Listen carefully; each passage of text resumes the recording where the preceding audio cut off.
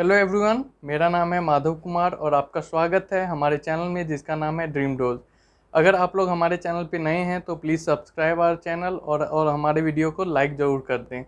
तो आज हम लोग जो पढ़ने वाले हैं वो विज्ञान के कुछ महत्वपूर्ण प्रश्न हैं जिसका उत्तर हम लोग आज जानेंगे, जो कि प्रीवियस एग्जाम्स में पूछे जा चुके हैं और आने वाले एग्जाम्स में भी पूछे जा सकते हैं। तो ये जनरली आपका साइंस से रिलेटेड होगा, फिजिक्स, केमिस्ट्री और बायोलॉजी से। तो और ऑल्सो जो मैं बताऊंगा आप लोगों को क्वेश्चंस, तो उसमें सिर्फ एक ही क्वेश्चंस कवर नहीं होगा बल्कि बहुत सारे क्वेश्चंस भी आपको पूछे जा सकते हैं उसी क्वेश्चन से, क्योंकि कभी भी किसी एग्जाम में डिट्टो किसी भी क्वेश्चंस को रिपीट नहीं किया जाता है। तो सबसे पहले आप लोग देख लीजिए, पहला क्वेश्चन है आपके यहाँ कि हड्डियों की पढ़ाई के विज्ञान को किस शाखा के अंतर्गत करते हैं। ठीक है, हड्डियों की जो पढ़ाई होती है वो विज्ञान के किस शाखा के अंतर्गत होती है।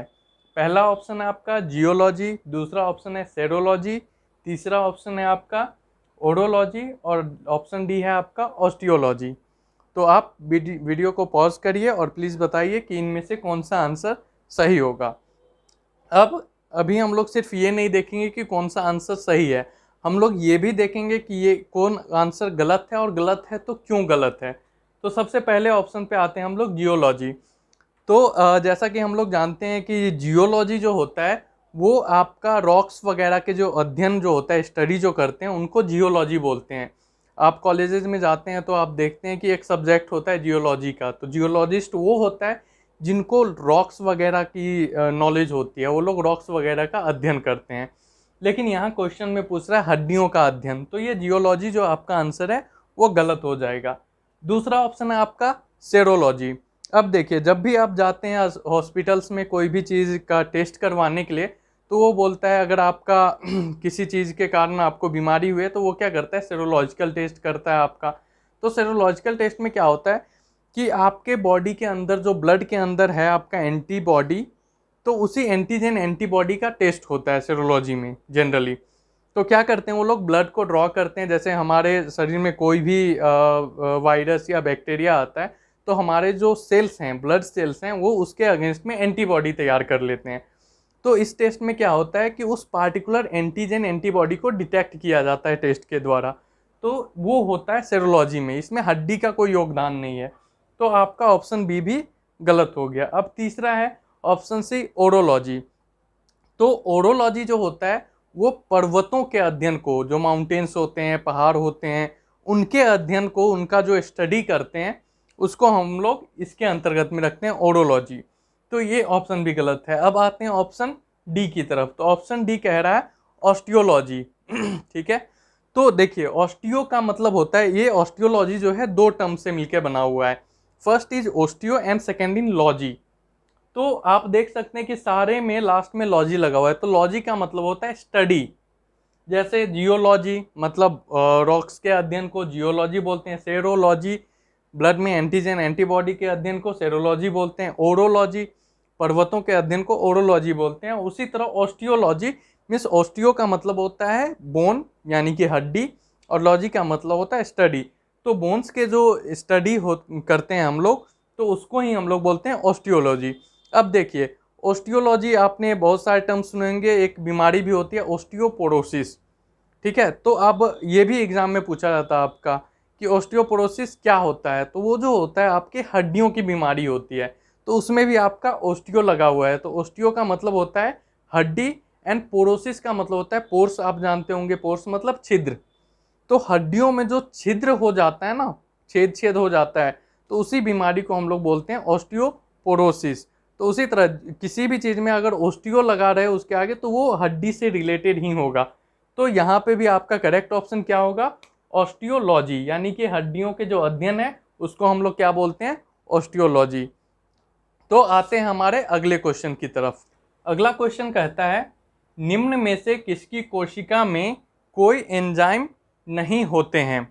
ठीक है, कोशिका होता है जो हमारा बॉडी है या कोई भी चीज़ होती है लिविंग थिंग्स, तो उसकी एक सेल मेम्ब्रेन होती है, सेल बॉडी होती है। तो वही पूछता है कि ये सेल को ही हम लोग कोशिका बोलते हैं। तो इनमें से किसकी कोशिका में कोई एंजाइम नहीं होता है। तो आपका देखिए पहला ऑप्शन है जीवाणु, जिसको इंग्लिश में बैक्टीरिया भी बोलते हैं। तो ये जो जीवाणु है, अगर आप जीवाणु का स्ट्रक्चर आप देख रहे होंगे अपनी स्क्रीन पे, तो उसमें आपको दिखा रहा होगा कि इसका जो होता है एक सेल मेम्ब्रेन होता है और उसके अंदर बहुत सारे ऑर्गेनेल्स वगैरह होते हैं जो कि प्रोटीन्स भी सिंथेसाइज करते हैं। तो इसके अंदर बहुत सारे एंजाइम्स होते हैं जो कि इसके डे टू डे एक्टिविटी को रन करने में काम आता है। तो आपका ऑप्शन ए गलत हो जाएगा, क्योंकि बैक्टीरिया में बहुत सारे एंजाइम्स होते हैं। यहाँ तक कि इंडस्ट्रियली इंपॉर्टेंट एंजाइम्स जो होते हैं, बहुत सारे एंजाइम्स ऐसे हैं जो बैक्टीरिया से ही निकाले जाते हैं। ठीक है, बैक्टीरिया एंड प्लांट्स वगैरह जो एल्गी वगैरह होते हैं, शैवाल, उनसे निकाले जाते हैं। तो आपका ऑप्शन ए जो है वो गलत हो जाएगा। फिर आते हैं ऑप्शन बी, विषाणु। विषाणु जो होता है इसको हम लोग वायरस भी बोलते हैं। ठीक है, अंग्रेजी में हम लोग बोलते हैं वायरस। तो विषाणु जो होता है, आप देख रहे होंगे हमारे स्क्रीन पे कि विषाणु का कुछ एक स्ट्रक्चर कुछ इस तरह का होता नहीं है। उसका जो होता है एक आउटर मेम्ब्रेन होता है और उसके अंदर में सिर्फ एक डीएनए होता है और कुछ भी नहीं होता है इसका।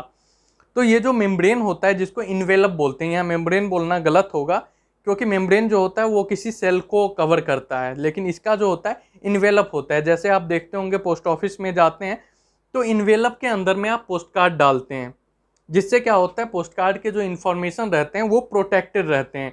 अगर पानी पड़ जाए या कुछ भी हो जाए तो वो डिस्ट्रॉय नहीं होते हैं। तो उसी तरह जो वायरस होते हैं, वायरस का अपना एक इन्वेलप होता है जिसके अंदर में डीएनए मौजूद होता है और डीएनए पे जो होता है वायरस के इन्फॉर्मेशंस होते हैं, जितने भी इंफॉर्मेशन है, उसको क्या प्रोटीन कोड करना है, कैसे करना है। लेकिन ये जो वायरस है वो अपने आप में प्रोटीन कोड नहीं कर सकता है क्योंकि इसका सिर्फ एक डीएनए है और कोई भी ऑर्गेनेल्स नहीं है। तो इसका क्या होता है कि इसमें कोई एंजाइम्स नहीं होगा, सिर्फ एक डीएनए होगा। तो जब भी वायरस किसी होस्ट के अंदर, किसी भी लिविंग थिंग्स के अंदर वायरस जाएगा तो वो क्या होता है, लिविंग हो जाता है। ठीक है, ये बहुत ही इंटरेस्टिंग है। ये जो वायरस है आपका, वो अगर बॉडी के बाहर है तो वो निर्जीव है, नॉन लिविंग थिंग्स है।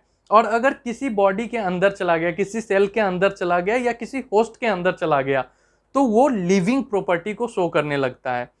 ठीक है, जैसे आप कोरोना वायरस को देख रहे हैं तो आप जानते होंगे कि कोरोना वायरस जो है, अगर कोई कोविड पेशेंट है, वो जा रहा है और कहीं पे भी छींक रहा है, खांस रहा है और कोई भी चीज़ को टच कर रहा है तो उसका जो डीएनए है वो वहीं पे स्टिक हो जाता है। फिर जब कोई दूसरा आदमी उसको छूता है या सांस के द्वारा अंदर ले लेता है या खाने के द्वारा अंदर ले लेता है तो वो उसको हार्म करता है। कोरोना वायरस बाहर में आपको नुकसान नहीं करेगा, अगर वो बाहर है कोई प्रॉब्लम नहीं है, वो नॉन लिविंग थिंग है। लेकिन जैसे ही वो आपके बॉडी के अंदर आएगा वो लिविंग हो जाएगा। क्यों? क्योंकि उसका जो डीएनए है आपके बॉडी के मशीनरी को यूज करके प्रोटीन्स बनाने लगेगा। ठीक है, बाहर में वो अपने आप प्रोटीन नहीं बना सकता है क्योंकि उसके बॉडी के अंदर में कोई भी ऑर्गेनेल्स नहीं है प्रोटीन बनाने के लिए। तो जब वो आपके बॉडी के अंदर आएगा तभी वो प्रोटीन्स बनाएंगे और तभी वो आपको हार्म करेगा।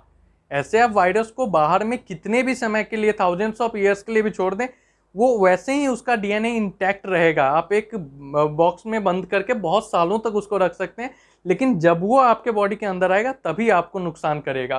तो क्वेश्चन में भी पूछ रहा है कि किसकी कोशिका में कोई एंजाइम नहीं होता है, तो आपका जो ये बी ऑप्शन है वो सही होगा, क्योंकि वायरस के कोशिका के अंदर कोई भी एंजाइम नहीं होता है, सिर्फ एक डीएनए होता है और जो कि एक इन्वेलप प्रोटीन का कवरिंग होता है उससे घिरा हुआ होता है, just to protect the DNA.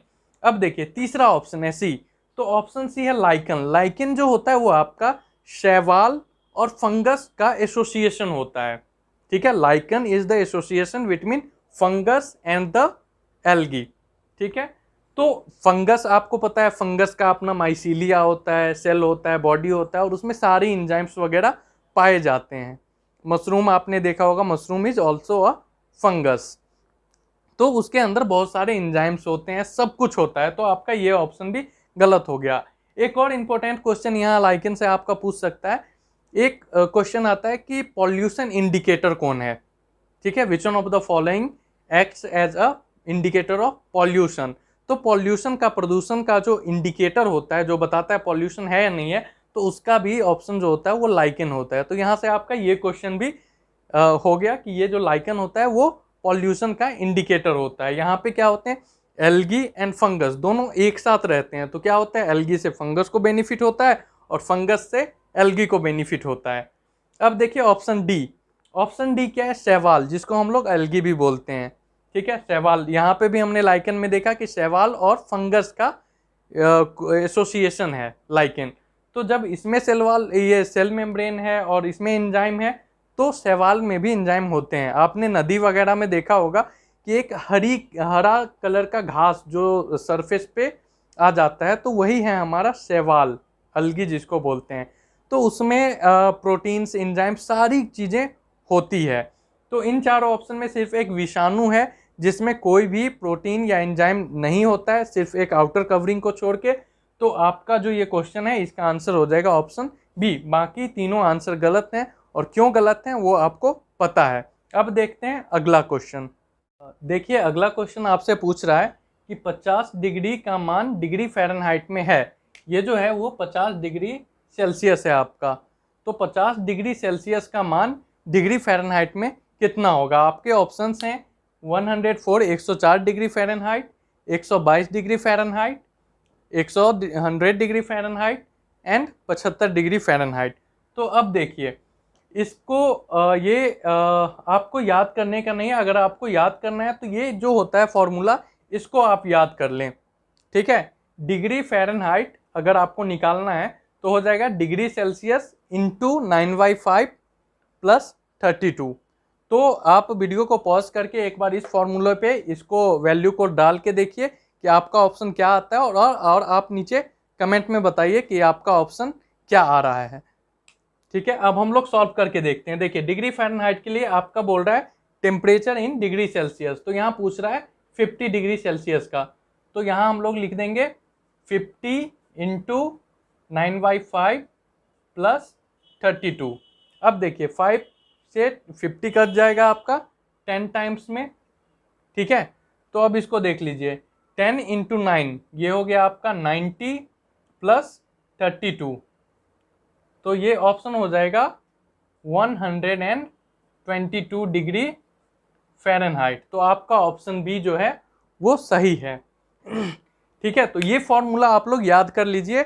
Degree Fahrenheit equals, अगर आपसे डिग्री फ़ारेनहाइट में पूछ रहा है तो degree Fahrenheit equals degree Celsius into 9/5 plus 32। तो ये फॉर्मूला आपको याद रहेगा। तो आपका ये जो क्वेश्चन है आपका ऑलमोस्ट काफ़ी बार पूछा जा चुका है। तो ये अगर फॉर्मूला आपको याद रहा तो आपका 1 मार्क्स जो है वो श्योर है कि आपका आएगा ही आएगा। अब देखिए टेम्परेचर जो होता है उसका एसआई यूनिट क्या होता है? एसआई मीन्स स्टैंडर्ड जो यूनिट होता है वो क्या होता है? तो टेम्परेचर का एसआई यूनिट होता है केल्विन और डिग्री सेल्सियस। पूरे वर्ल्ड में आप कहीं भी जाइएगा तो ये अगर डिग्री सेल्सियस या केल्विन बोलिएगा तो लोग समझ जाएंगे कि आप टेम्परेचर की बात कर रहे हैं।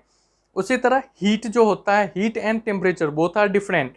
तो हीट का ऐसा यूनिट अगर पूछा जाए आपसे एग्जाम में तो उसका ऐसा यूनिट होता है जूल, ठीक है।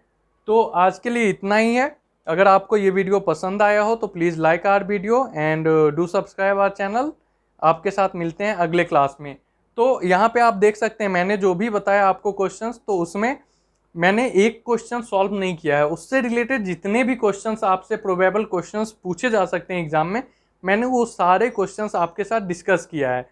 Since the number of question is only 3, 3 he questions मैंने यहाँ पे आप लोगों को सॉल्व करवाएं, लेकिन उसके साथ जो है हमने बहुत सारी एडिशनल नॉलेज दी है, क्योंकि कभी भी किसी एग्जाम में रिपीट क्वेश्चन नहीं पूछेगा आपसे।